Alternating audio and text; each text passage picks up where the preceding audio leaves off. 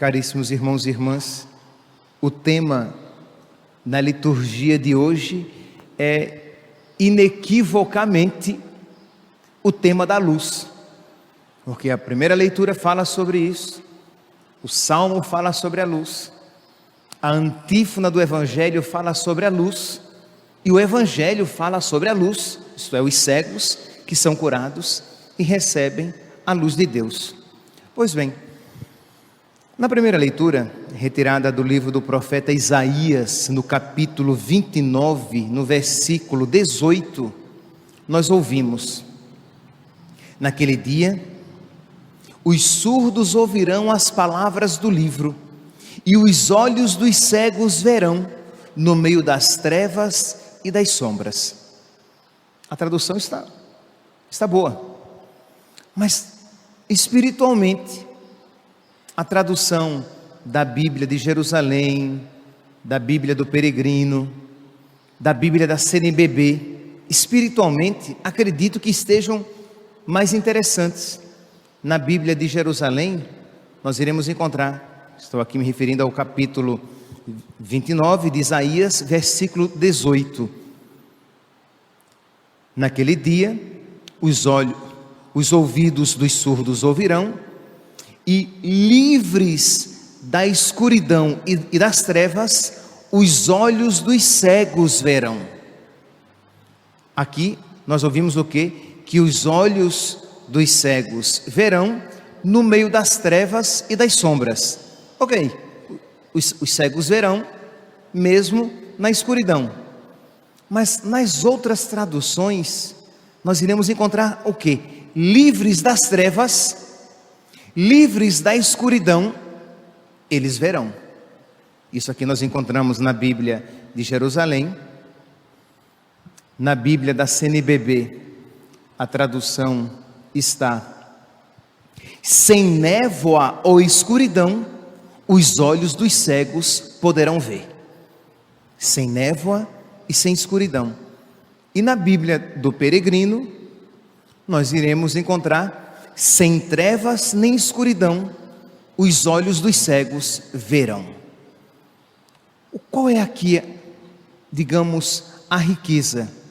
Isto é, quando nós, meus santos, nos libertamos, quando Deus nos liberta das trevas, quando as trevas são tiradas de nós, quando a escuridão é tirada de nós, nós podemos ver.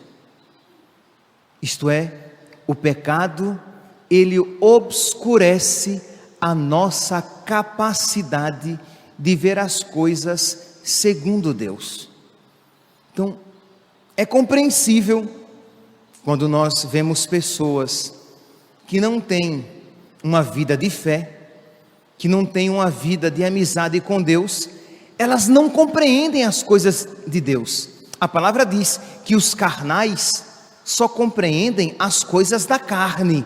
Carnais aqui, entendamos, aqueles que vivem no pecado, aqueles que vivem apenas na materialidade das coisas, eles entendem apenas as coisas materiais, naturais, e só se sentem atraídos por essas coisas. Isto é, e quando eu digo aqui, só se sentem atraídos por essas coisas, eu não estou falando que aqueles que vivem no pecado só se sentem atraídos pelo pecado. Não, estou falando que aqueles que vivem no pecado e na materialidade só se sentem atraídos pelas coisas da materialidade, sejam elas pecado ou não. Só se sentem atraídos pelo conforto, pela riqueza, pela beleza, pela saúde, pelo dinheiro, pela fama, pelo prazer. Mas quando você fala das realidades espirituais, elas escutam, mas não conseguem compreender. Elas olham, mas não conseguem ver. Eu já falei aqui a vocês, mas nunca é demais repetir. Ora, nós temos aqui de manhã 200, 300 pessoas aqui na igreja para a missa.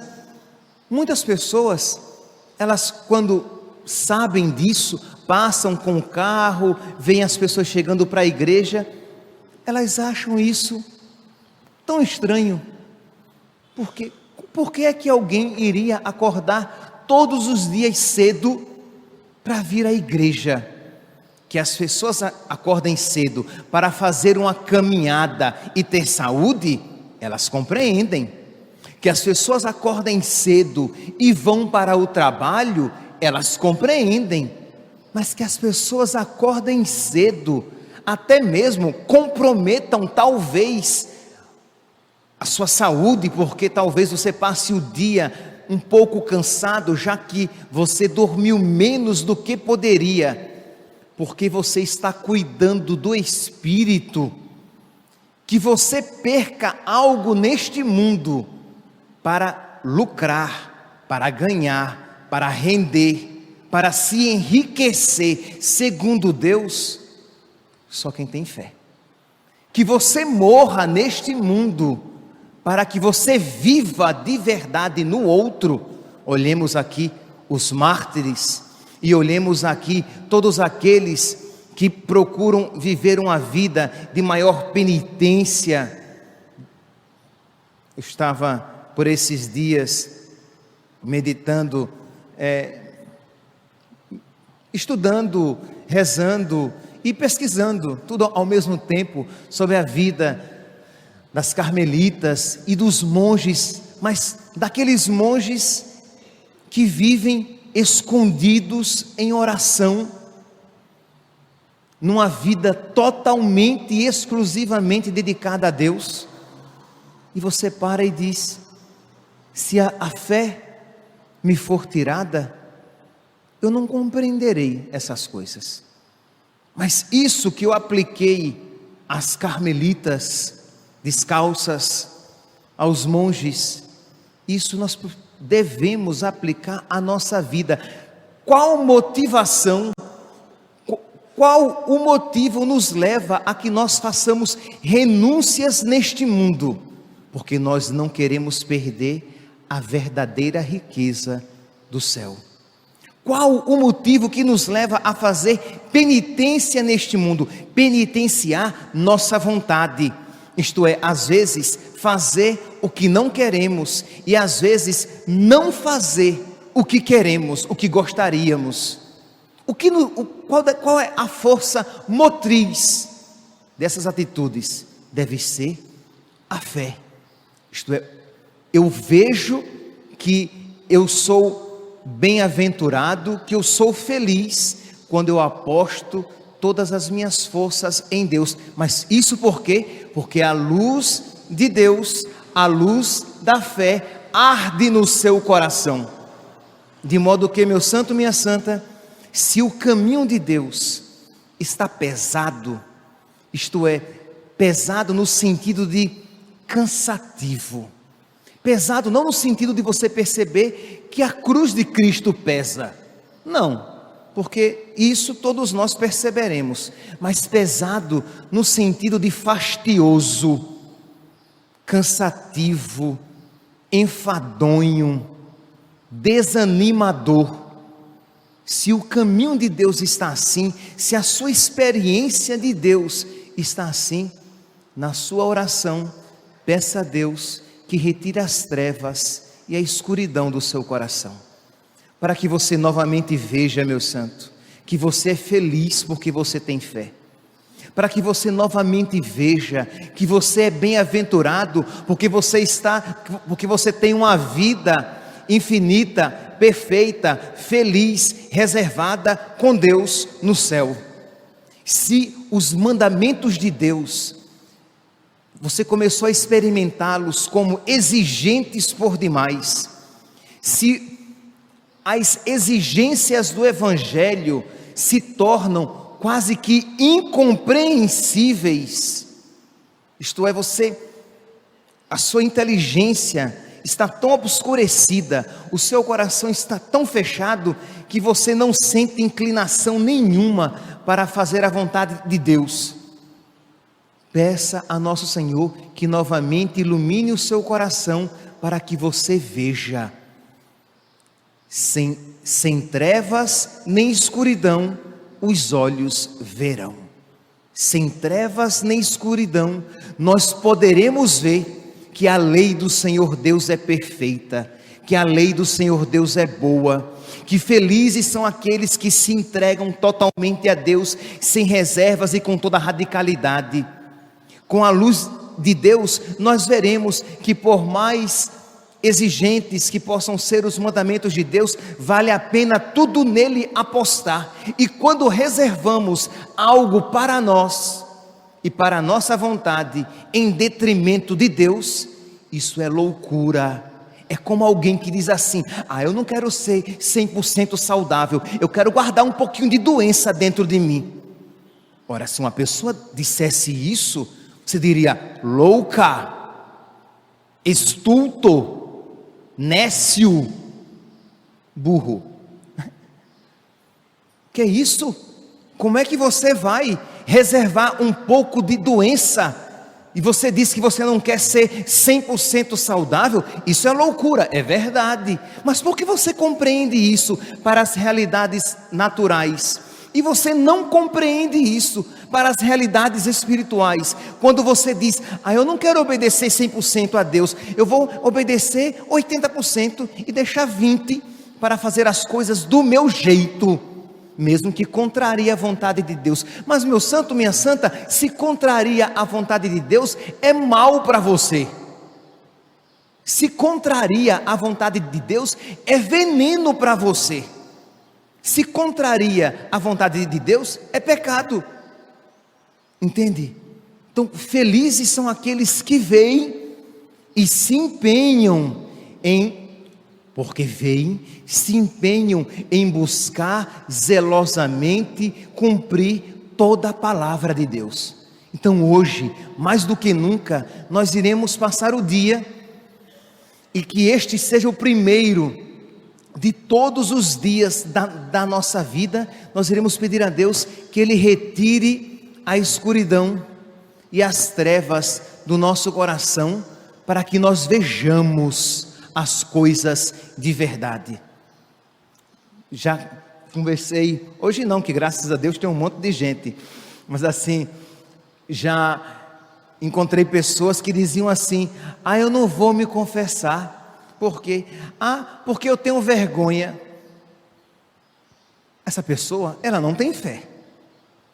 Ela vai receber a maior bênção, uma das maiores bênçãos da sua vida, e por vergonha ela vai deixar de se confessar, e por vergonha ela vai esconder pecados e não confessar todos. Sim, meus santos, eu tenho quase 15 anos de padre, e eu já ouvi muitas vezes,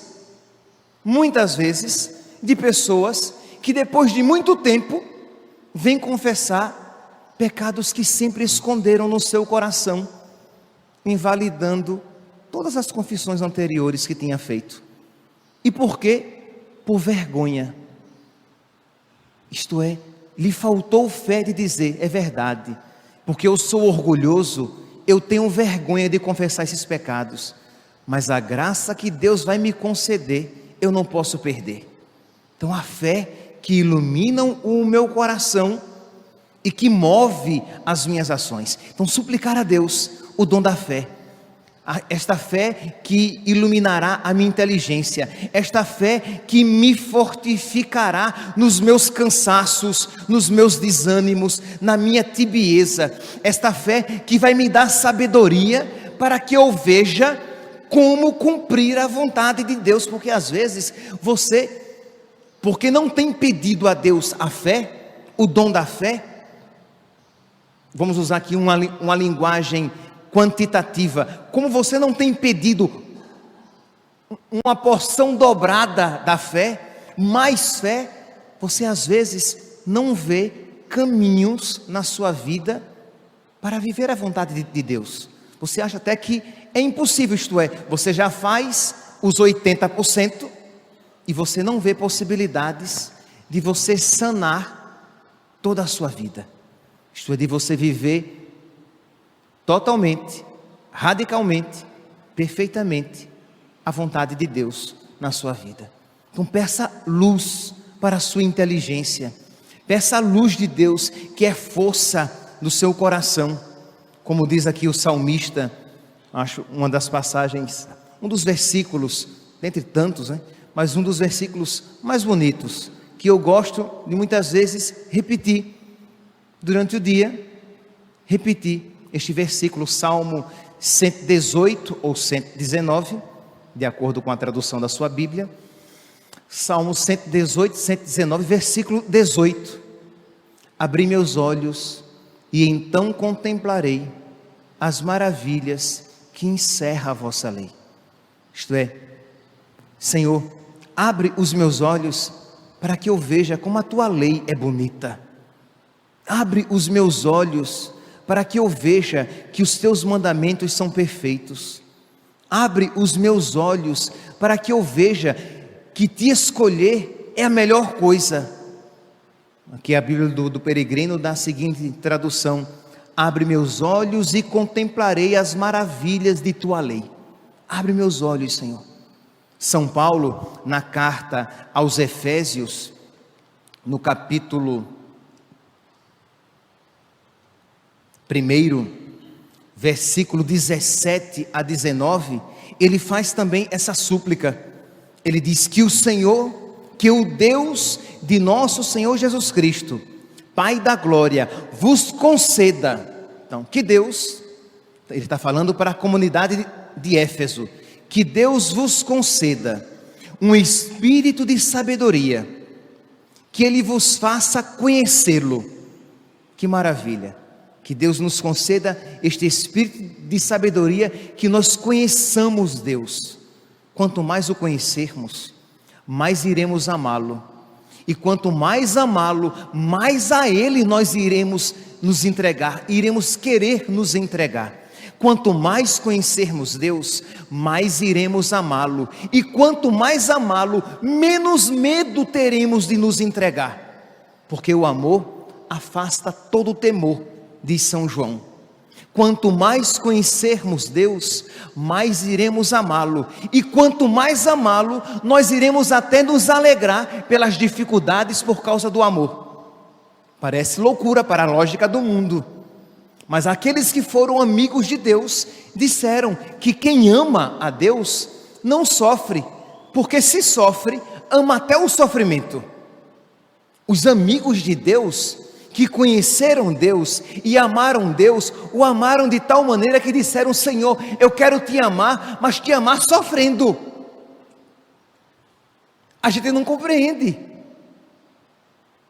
A gente não, qual é a nossa lógica? Eu quero te amar, Senhor, mas sem sofrer. Eu quero te amar, Jesus, mas não precisa radicalizar, né? Eu quero te amar, Senhor, mas me dá uma cruz bem pequenininha, bem pichotinha, de palito de dente. Essa cruzinha que eu coloco assim no bolso como lapela. É porque você não ama.